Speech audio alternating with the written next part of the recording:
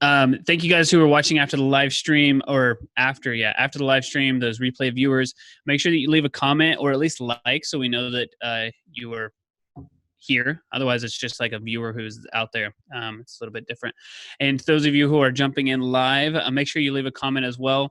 This is very interactive. So if you have questions about the 10 tools, which we'll get to in a second, then we'll talk about that a little bit more in depth. But today we are going to talk about and break down 10 tools we use in our online business every day. And I think that there should be and that you should too. Some of them are specific to like an agency, but some of them are also very beneficial to like any type of business. Yeah, and I think a lot of them go over certain categories of tools and apps and software that you should be using. That just makes your life a little bit easier, right? So I think all of them might be a little bit, I think all of them fall into a different category of I would say software, app, or communication tool, or whatever it may be. So yeah, kind of excited. We've actually switched from platform to platform depending on the scale of the platform or even like the price point of the platform. Not necessarily always trying to find the free version, but the features that allow us to run our business effortlessly. So we're excited about this episode. Awesome. All right, roll that footage, Jack.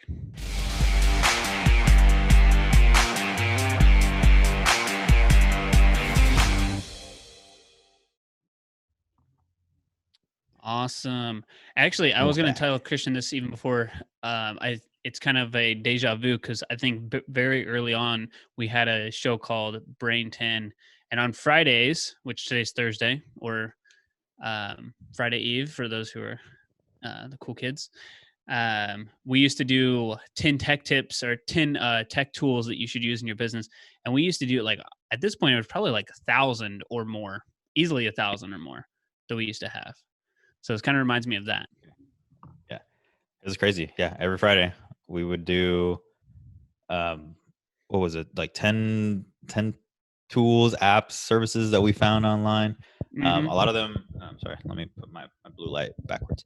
A lot of them were actually from Product Hunt or things that we haven't really even tested or used.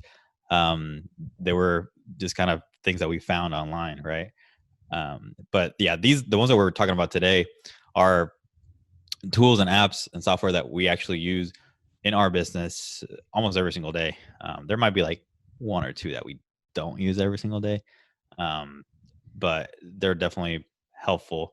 And we'll probably give you a few options for some of these. So we're not necessarily married to any of these apps or tools, but we'll definitely let you know what makes them special and why we've chosen to use these for our business. Yes, and we do have the feature, and I think we've completely worked it out. I want to test this. So if you're interested and you're jumping in live now, please leave a comment below. We want to see that.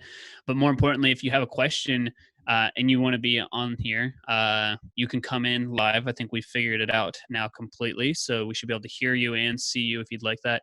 And you can ask a specific question. And I think that way we can get a little bit more clarification. If not, you can leave a comment below and have us clarify too. So, all right. Number one is probably the number one. It is the number one. That's why I put it number one. It's first one to come to my mind, but also the one we use the absolute most for everybody in the company. And it has made our life so much easier. And it's a project management tool called ClickUp. And I mean, we use it for project management, but it technically could be used for like a CRM. It could be used for a lot of different things. I don't know. I think, what would you say, because we've had other CRMs, so what would you say is like the best or the reason why we switched to ClickUp? Because I think you found it, right? Yeah.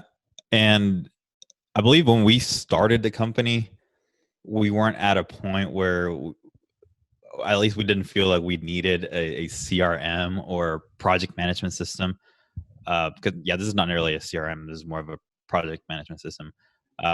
We felt like we didn't need that. We actually had a whiteboard and we would write down, these are our clients, these are our leads, these are our, and then these are our projects that we're currently working on. So we actually had to both combine the CRM and the project management system on a whiteboard. So yeah, ClickUp was something that we implemented from using Insightly. So I think Insightly Yeah. was more of a CRM, and we were looking for something that I don't think we knew exactly that we needed a project management system. We just Right. needed to get organized with, with our clients and then with our projects. And that's where we were like, oh no, we don't need a CRM. What we need is a project management system. And that's where we actually stumbled on ClickUp. And ClickUp, one of the reasons why we picked ClickUp over other things like Monday.com, I believe is another like pretty big one, is it's completely free. So right now we have up to like 6 or 7 users. We have 3 different workspaces. We have about, I don't know, 20, 30 different like clients and projects that's going on at the same time. And so far it's just completely free. Yeah. Yeah, we do want to, I guess we want to address that. My COVID haircut, COVID cut, Doug Chris. I like that. I've been calling it quarantine cut, but yeah, same thing. Yeah, I couldn't handle it anymore. I had to strip my head out of all the hairs. But yeah, what's up, Doug? What's up, Erica? What's up, Megan? David? Nice. David, yeah, David had a good question about the live streaming. Looks like we got that answered. Very cool. Yeah, I was going to say, I think that for ClickUp, or for us, ClickUp has saved a lot of time. It's kind of forcing ourselves to do it because we were using another tool, and then we were using Slack, which we'll talk about a little bit later. And we're using that as like a combination of a project management tool versus like combining it at once. So it's free, it's easy, and it's a lot of tools. Like right now, you could technically do a Zoom call inside of ClickUp. There's automation, so there's a lot of cool things that they're building on it. And now it's just growing like crazy. So I think our strategy, or what we do from the very beginning, is like find companies when they're like babies, and then we kind of grow with them. Like every single company that we're going to talk about, or most of the companies we talk about on here, we started with them pretty early on, and they've just grown and have done well. So Yeah, maybe we're I think we've used ClickUp for I think 2 years now, and almost every week they add different features or updated features, and it keeps growing and growing like crazy. And what I was going at for the 2 years is we've been using it for 2 years for like completely free, not paying anything at all. And I think now is where we're reaching sort of the limit of that free version of their plan. And I think it has to do with just the amount of sheer data that we have in there. It's 2 years worth of conversations and tasks and descriptions, and it's just a lot of different things in there. So we're kind of reaching that tier of, okay, you're teeter-tottering between the free plan and then our next plan. But yeah, absolutely, I think a project management system is something absolutely crucial. And I think if I go back and think about, if we actually do needed this at the very beginning, I would say yes, just for the historical data that it just holds. We don't necessarily have, what we had in our whiteboards, written anywhere. We may have taken some pictures, but that's about it. yeah. Right? So I think What's absolutely also you need good for this though. Go ahead. Yeah. No, go ahead. I was going to say one other good thing. We've never used it, but it does have the ability to print. So if you're like working on a project and you want to print it to show your client or something, you can do like a historical printout for them, which I thought was cool. We've never used, but I thought it was cool. Yeah. I think the newest thing is the automation. So yeah, we haven't really even touched any of that, and there's a lot of different features that we haven't even touched. But so far, it's been absolutely crucial for us to stay organized for the whole company and know what's going on each end. Nice. So if you have questions about ClickUp on that replay, just type a comment below or shoot us a message. All right, moving on here to number dos. That is Google Drive. I think people they're either like a Google Drive or what's another one that people use a lot? People use Dropbox, but like not really like an internal, like for a whole company. Dropbox, I feel like, is more for like larger files you share back and forth with clients. Or do people do Dropbox and they use it like this too, or like the way we use? Yeah, because you have the ability to do folders, your own teams. Dropbox is pretty robust when it comes to like a file management system for sure. And Okay. yeah, there are bigger companies that use Dropbox. Interesting. Yeah, I guess for us, again, I think we started out because, well, we've upgraded since then, but now we have all our emails on there. We have everything kind of like, we just went from Google, and we started the company on Google Docs. So I think we were kind of deeply embedded from that. So I'm actually more curious what you guys use. So if anybody, what do you use, like Dropbox, Google Drive? I'm trying to think of other ones. Well, The good thing, even Microsoft Word, their new version has a collaborator type deal where, I mean, you're using Microsoft Word on your computer and you can collaborate with different people in your company. So, I mean, I think there's a lot of different tools out there. Yeah, like you said, we started using Google Drive from the get go. We started the company using Google Drive and just creating Google Docs for everything. You know, we had a little meeting. Oh yeah, let's do a Google Doc and talk about this. Mhm. We had to talk about, you know, some show or something. But yeah, let's do Google Doc and like put everything in there. It wasn't until later that we actually said, crap, like we're using Google Docs and Google Drive a lot. We probably have to organize this. And that was like a big deal. I don't know if you remember that, but that was a big deal trying to organize everything. And even to today, we're still tweaking the way that we organize files inside of Google Drive because it can become a mess pretty quickly. I think it's probably still only 80% to where we need it to be. Like, we were transferring files. Jack probably knows better than us, but Jack was transferring like terabytes. So Yeah. it was a lot. So, okay. I just want to make sure I could see the actual comments here. So yeah, Google Drive. I think this is one of those ones where, like we said, there's alternatives. There's Dropbox, Microsoft, whatever you choose. You definitely need to have somewhere to handle your data, and probably, I think the biggest thing that we would say is probably one of the larger companies, just because your data needs to be very secure. So it's one of those things where you probably shouldn't find somebody who's just starting up for this. Because Google and, other businesses have been around long enough, they've done it, and they have, I mean, I'm assuming they have better security than just, somebody else that's probably starting it out of their basement or whatever else. I'm not really out of the basement, but I don't know. I guess I personally feel more secure knowing that it's on Google. Like, they definitely have a lot more people working on security than a team of 2 people that something could go down. I don't know. That's just me personally. Yeah, absolutely. Um, yeah, and I guess I would want to also mention that Google Drive, we use it as, so I guess, inside of ClickUp, we would have our, client information. We have the actual project or the tasks that we're working on. Hmm. We do have description inside of a particular task inside of ClickUp. And then in the description, we just put dates on updates for anything that's going on with that particular client. And then we have a little chat that we can talk about that particular task or that particular client. But then we use Google Drive for anything more extensive. So for example, if the task for this client is created an about video, right, for the website, then we have a task that says about video. But for example, the script of the video, the call sheet for the video, the uh, the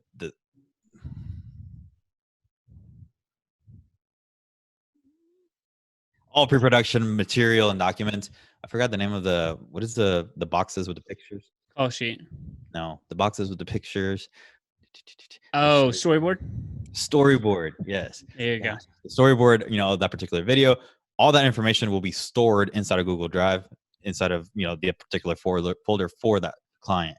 So yeah, ClickUp we use to kind of stay organized within tasks, descriptions, updates, chat, and then the Google Drive is we're still organized within, clients and projects, but we put in the actual data, so documents for different shoots or different information like that. Right. We want Because to I give a think, shout out to Matthew Puckett. He's watching. Daniel is watching. Ritika is watching. Thank you for watching. Michelle is watching. Thank you for watching. Well, hello, Matthew. Good afternoon to you. yeah, good afternoon, gentlemen. Um, these, I'm surprised Matthew hasn't tried to get on here. I keep encouraging him. It's been 2 weeks now, and he just won't jump on to say hello. He's probably, what did he say last week? He wasn't photo ready or video ready or something. No, he was driving. So when you're driving, it's just like all the noise from the road. don't really want that. I Gotcha. can't really hear So him very well. Yeah. I think it's also illegal, so don't say it too much for this. This call is recorded. Yeah. So that being said, we'll quickly move on to number 3. It's probably my second favorite tool on this list, and that's Loom. And Loom is just loom.com. It's free. I believe that they're doing something special because of COVID-19 right now, where there's just, I think it's almost free, or like a large version of it is free. But imagine if you're trying to explain something to someone, like for Christian, if I'm trying to explain to him where to go to create this ad or what I'm wanting to do, but it's on my desktop. Imagine being able to screen your desktop and have somebody's face there, so you could show them like, hey, no, I'm pointing on my mouse here, but I want to show it my face as well. It's just a really good way for you to quickly show somebody something versus typing an email. I think it's like an email eliminator. So like, I think our clients or internally, it's nice too. Just like, hey, I need you to do this, or go accept Facebook access. This is how you do it. And it just literally walks them through step by step versus going through an email. And it's like, go here, go here, go here, go here.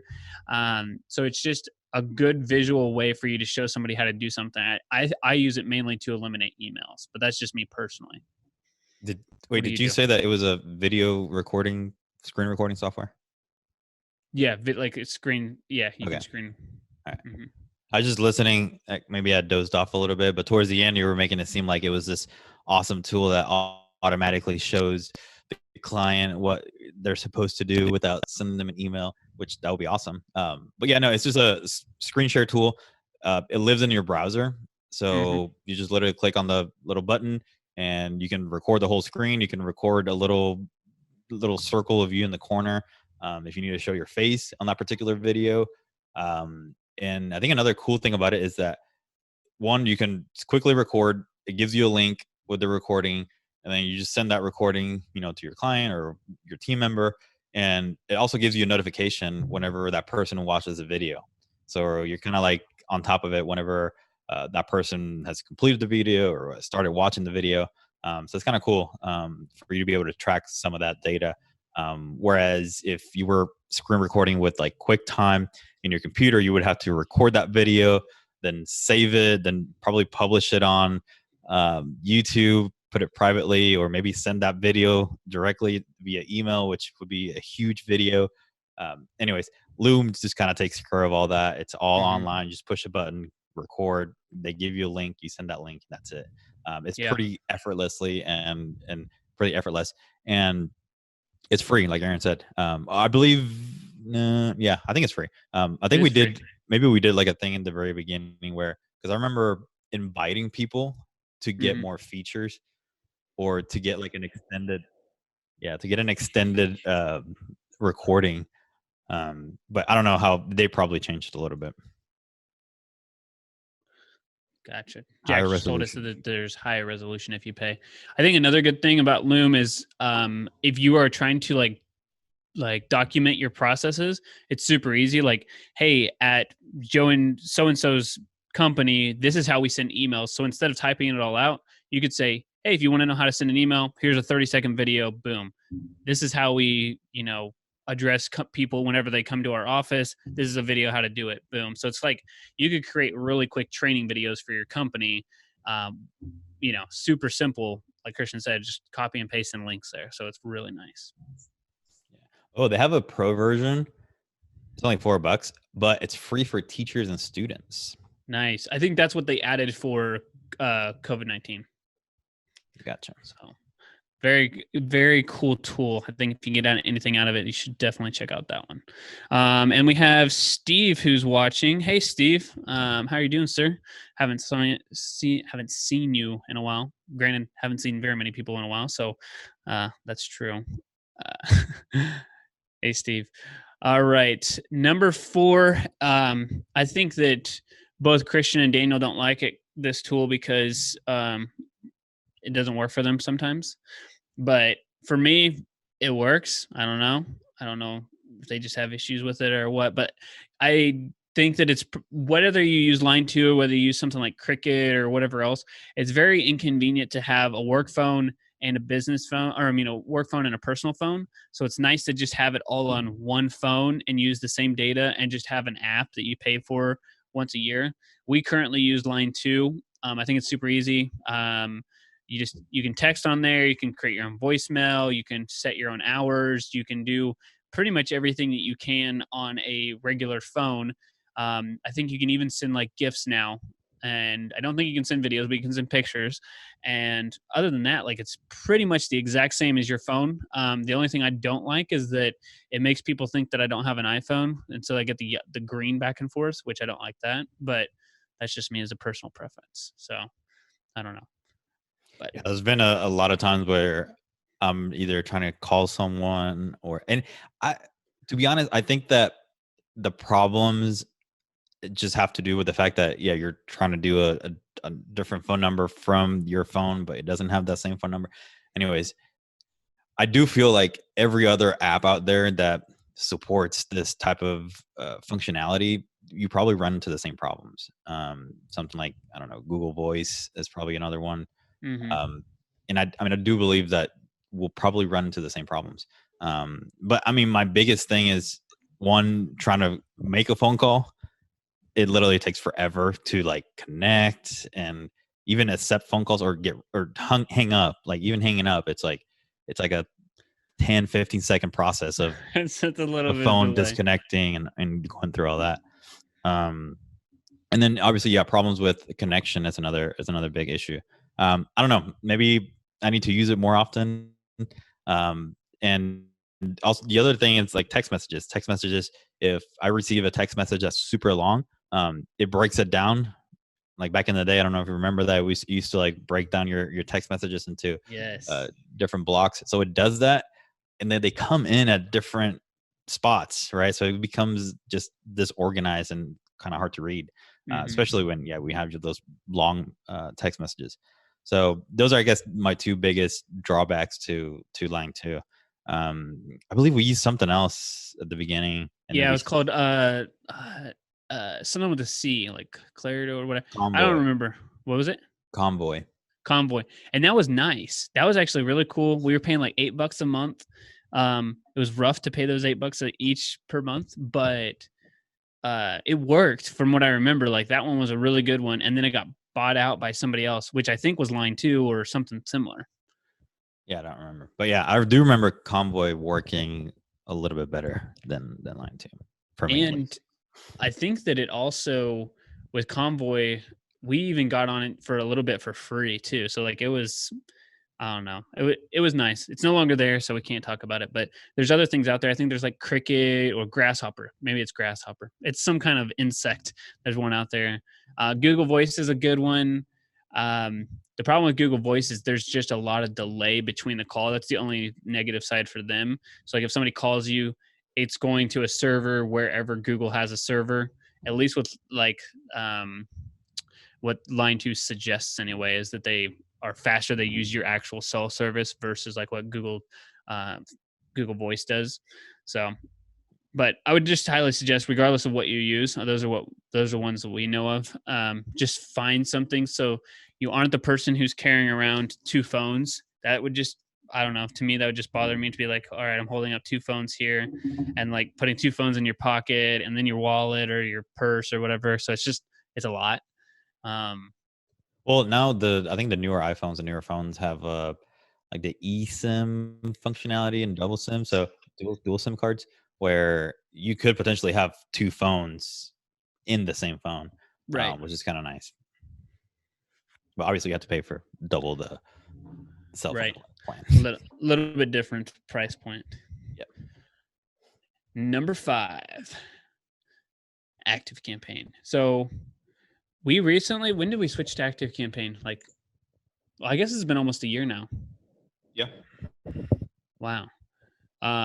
We're still learning a lot from Active Campaign. Basically, it's got a lot of features, but it's basically marketing automation and a CRM and like an email campaign or an email software all in one.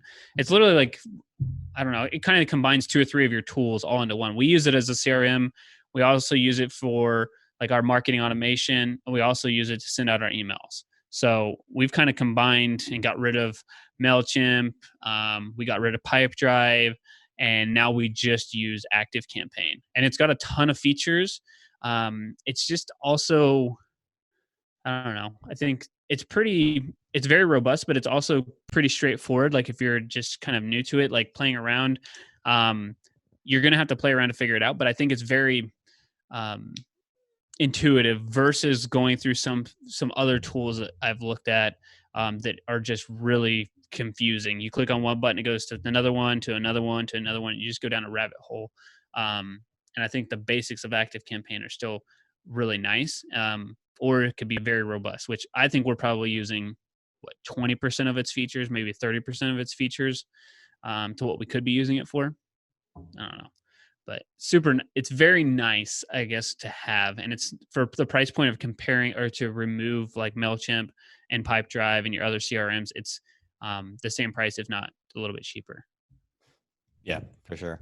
Yeah, I think we're just scratching the surface on everything that we can do within ActiveCampaign. But I think their biggest strength or feature would be that marketing automation. So the ability for you to bring in a lead from this, ad campaign or this landing page, and kind of like put them through this funnel or series of emails. And if they click on this button in this email, then they get sent these particular set of emails so it's just a very robust marketing automation tool. And then on top of that, it has, the sales pipeline. It has the ability for us to send, obviously email. So we just use our as a newsletter, kind of long-term nurture campaign as well. So there's definitely a lot of different things that we could be sort of just maximizing, right? So we have sort of baby steps in place and marketing animations that are pretty robust, but it doesn't even scratch the surface as the amount of different features that you can do when it comes to the actual marketing automation. So creating those automations is pretty cool, but it's also like it takes a lot of brain power to try and figure out, okay, how to do this, and this, and this. But at the same time, they also, if you don't want to start from scratch, they also have a lot of different templates that you can start using from the get-go. If that's something that it's interesting to you, and it is interesting to us, because again, it just automates a lot of the manual process of having to send emails and seeing where this person is in the pipeline and this and that. So it's pretty great and powerful tool.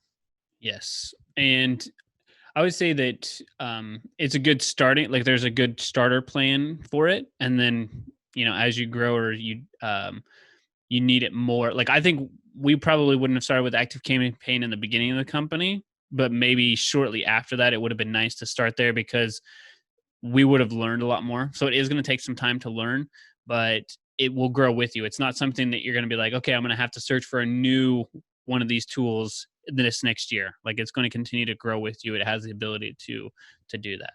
So, any specific questions for that, you can just drop them below. And I see that there's 5 or 6 people live right now. So if you are, just go ahead and leave a comment, or watching the replay. Either way, leave a comment. Just let us know you're in here. We are over halfway. Number 6 is Zapier, and it used to be my most favorite tool because of just all the cool things it could do.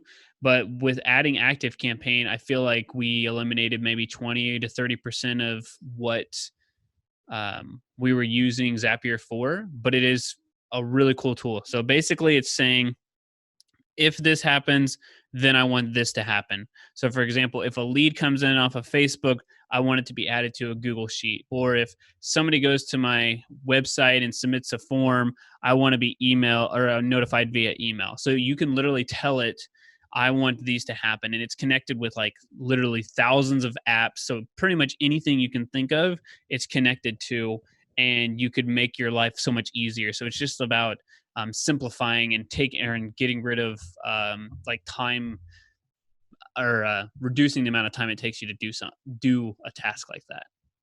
Yeah, and I think one of the latest zaps that we created had something to do with the fact someone signs our proposal, and Zapier recognizes that as the trigger, and it goes into our Google Drive, into the correct folder, creates a folder. It grabs the name from the proposal business name, and then I believe inside that folder creates a Google Doc. It gives it a name. I don't know if you remember that, but we did that, I don't know, maybe like a month ago, just to sort of streamline that process of creating the folders inside of Google Drive. And it was like I don't know, like an 8-step zap. So it was like a look for this, and then the next step was like, after you look for that thing, create a thing that has the name from that, So to me, I mean, that's really fun to create zaps and to kind of think about the logic behind, okay, we need to have this happen and then this happen. It's almost like programming. It's essentially programming without knowing how to code. Right. You're just kind of visually, connecting things. So yeah, Zapier is super, super powerful. And like Aaron said, I think it has almost every single app and tool and software out there. And if it doesn't have it, it's probably coming soon. So yeah, and it can be as simple or as complex as you're saying. Like we had an 8-step one.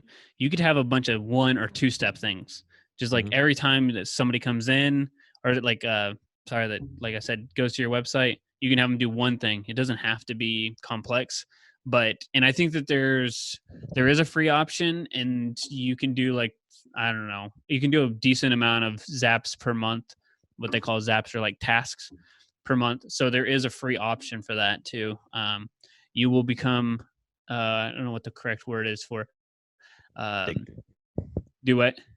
I think addicted. Yeah. I mean, I feel like you try to figure out like, oh, what can I connect? What can I automate from the tool that I use? So. Yeah, and it just makes your life so much easier. Number 7 is one we talked about that I said we've been with since like almost the very beginning, and we've kind of upgraded and moved with them, is Instapage. And we use Instapage / Clickfunnels almost on a daily basis. These are like the landing pages that we use. So single page websites to basically collect email addresses or move people through a funnel. And so, yeah, these are the ones that we use. These are the ones that we recommend. ClickFunnels to me is more of a complete funnel system, and Instapage is more of a create something beautiful, collect email addresses, and it's kind of like a down and dirty kind of software. Like with Instapage, you have to have like other third-party softwares to connect to it to be able to accept payments, like a SAM card or whatever else. But ClickFunnels, it's literally all inclusive. The only problem is you can't be as creative design-wise, but sometimes that may be good for a lot of people because most people are not designers, I would say. Yeah, and yeah, like you said, I think Instapage we use for just have free range control of how we want the actual landing page to look.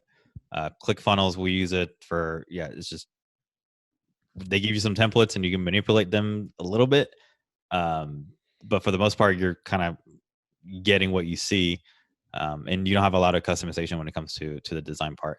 But like Aaron said, I think it's a more robust, all-inclusive tool, whereas Instapage, you kind of have to connect different things, and I would say Instapage is maybe a little bit, for sure, it's easier to use because it doesn't have all those bells and whistles that ClickFunnels has. Right. And I think price point wise, they're very similar. Like they're both within that $99, $100 ish price point per month. I think Instapage went up to 200. Dang. And they only have like one price point, and it's like that. They used to be pretty cheap and affordable, and that's one of the reasons why we used them from the get-go. Yeah, we got 6 months for free. So, but yeah, I don't even think they even talk about pricing on their pages anymore. But I do think that they wanted to position themselves as like the best landing page software, because another software that you could check out too, it's similar pricing, similar kind of results, is like the closest to this anyway, is like Lead Pages. And a lot of people use that as well. But if we're getting too much down a rabbit hole, you can say something. But Instapage allows you to do like personalization. So like if somebody comes from Facebook, they'll get a different experience than somebody who comes from your website or like a landing, like a Google or something like that. So does allow you to do very like sophisticated features, and a lot of bigger companies use it, and you could use it too. Like we said, it's not crazy expensive, but it's definitely not your, which I think we started out and we were paying once we had to pay like $79 a month or something like that. Mm-hmm. So very early on, but ClickFunnels is very affordable. It can do most of the things you're talking about. Ashley, hey, thanks for jumping in. Good to see you. Hope you're doing well. If you have any questions or anything specific about the tools, just leave a comment below. Happy to answer it. Or we do have the ability to jump on live. So thanks for jumping in. All right. Number 8 is Stripe. And I've been trying to figure out, I mean, I think QuickBooks can do the same things as Stripe. QuickBooks is more like accounting. And then PayPal and Stripe are more like competitors for each other. But we use Stripe for all of our reoccurring purchases. I think that I like them more for a lot of reasons, but one of them is just like, I think aesthetically, and I don't know, I think their branding's just better. I don't know. Maybe that's just me, but I know you like Stripe better too, right? As to like PayPal? Yeah, exactly. Mm-hmm. I mean, yeah. And I mean, I wouldn't say that they're even competitors. I think Stripe is leaps and bounds, way better than PayPal. But I mean, they are the same thing, right? They're a merchant processor. And yeah, I mean, comparing it to QuickBooks, yeah, that'll be a completely different category, I would say. Although, I mean, with Stripe, you can send invoices and do recurring. Right. And that's why I was thinking about it. It was like, if you can do a reoccurring within QuickBooks, why would you do it there versus like Stripe? I don't know. So that was just kind of like off topic, but I thought it would be interesting if people were, if there was a reason for a preference of one way or another. I don't think there's any reason why you would choose one over the other, other than Stripe's a little bit more robust, like more accepted, I guess. It's used on like ClickFunnels or like any type of other like third-party software. Yeah, I mean, that's the thing. You can't necessarily connect QuickBooks to, any other like e-commerce website or anything like that. Right. So that's why I'm saying like they're completely different categories of products. Right. Other than they can both take money, but they're just a little bit different. Yeah, I was gonna say the subscription option is really nice. And like, if you're using like what we mentioned earlier, like ClickFunnels, it connects with ClickFunnels really easily. You can have people sign up for a subscription from you, and then it's all done within Stripe. That's how we do our local marketing academy and some of the stuff for our clients. Is it's just, you go in, you use ClickFunnels, they go through it, and then it's processed through Stripe, and then you can go into Stripe and see their subscription and all the information. It's pretty seamless, really.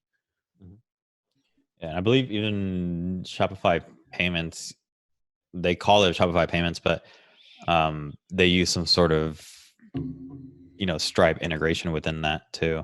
So yeah, I mean, Stripe is super powerful, and if you're selling products online, as a payment and merchant processing, I would highly suggest using Stripe. I mean, it's pretty robust and it connects with almost anything and everything, and it's super secure as well. So I think it's also like merchant price wise, it's very competitive too. So it's not like you're paying 5% or 4% or something like that. It's like 2% or 2.9%. And nobody really charges 5%.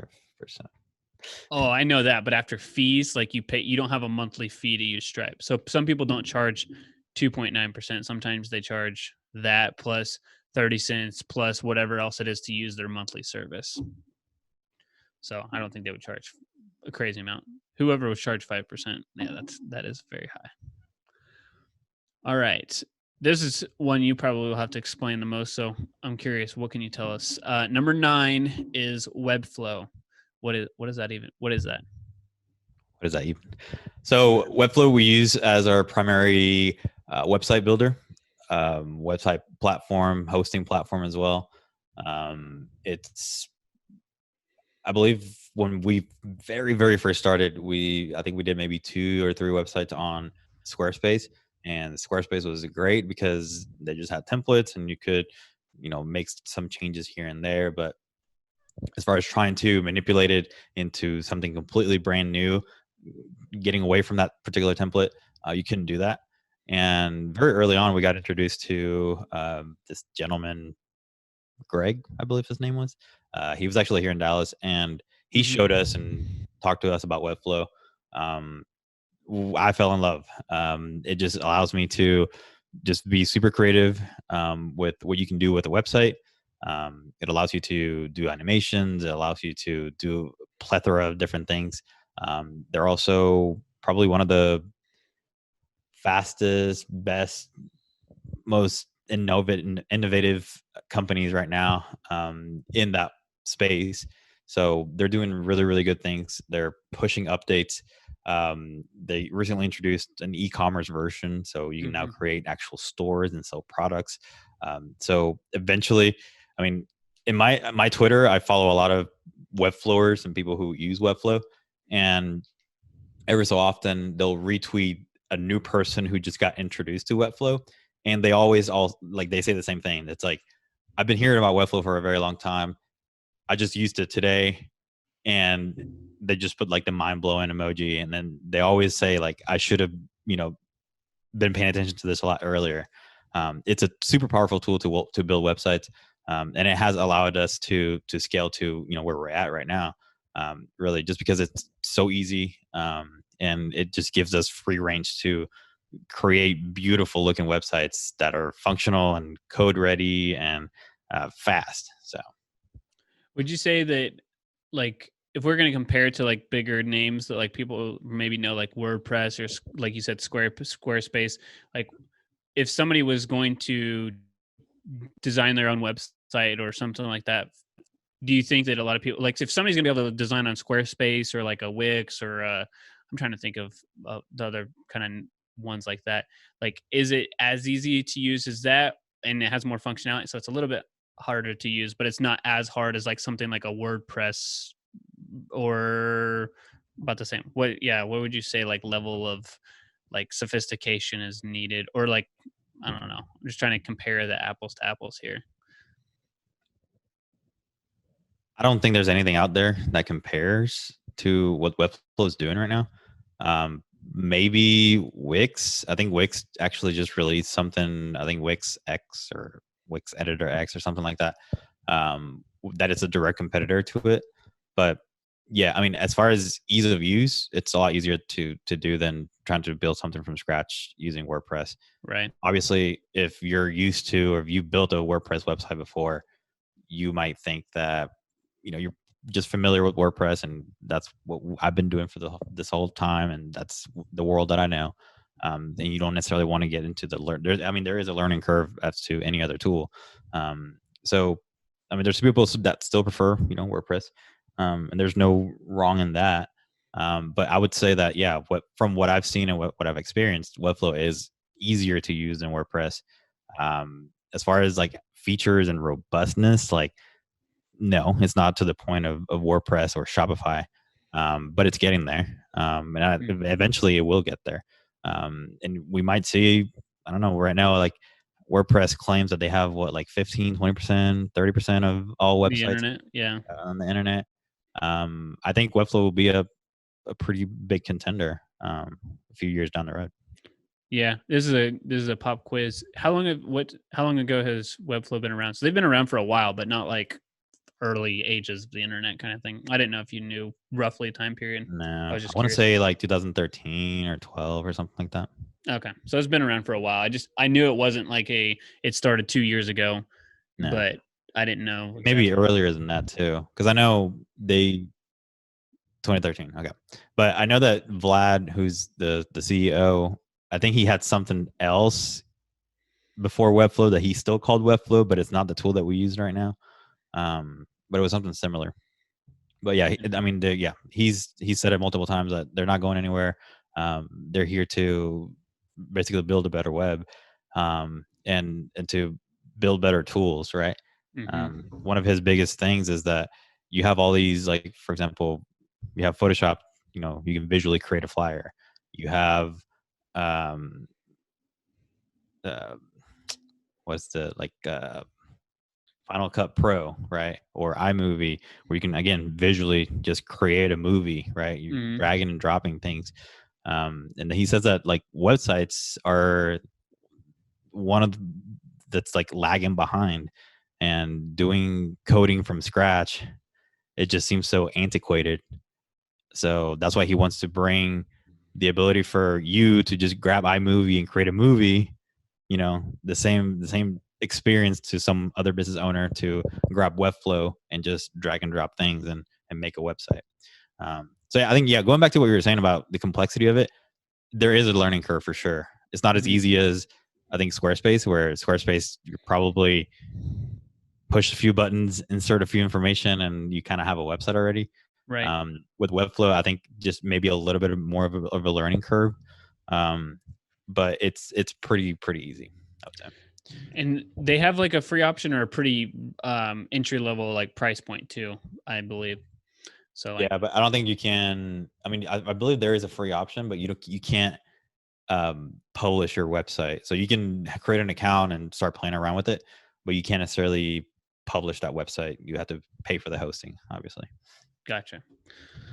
Awesome. All right. Our last one here, and I don't see anybody new specifically who left a comment. All right. Number 10 is, I think, other than Google Drive, this is the one we've been using literally since like the very, very beginning. And that is Slack. And we used to use it for like everything. Like I said, it was like a combination of CRM. It was like projects. We were handling projects in it. We were using it for literally everything. I don't think there was anything that we weren't using it for, because it was like instant message. So we didn't have to send emails. The only thing we didn't do is communicate with clients through it. And we thought about it. Yeah. I think we were thinking about, how can we add our client? Like, how good would it be to add our clients to this to keep them in the loop of everything? But yeah, no, and I think right now we use Slack more for just BitBranding stuff. Yeah.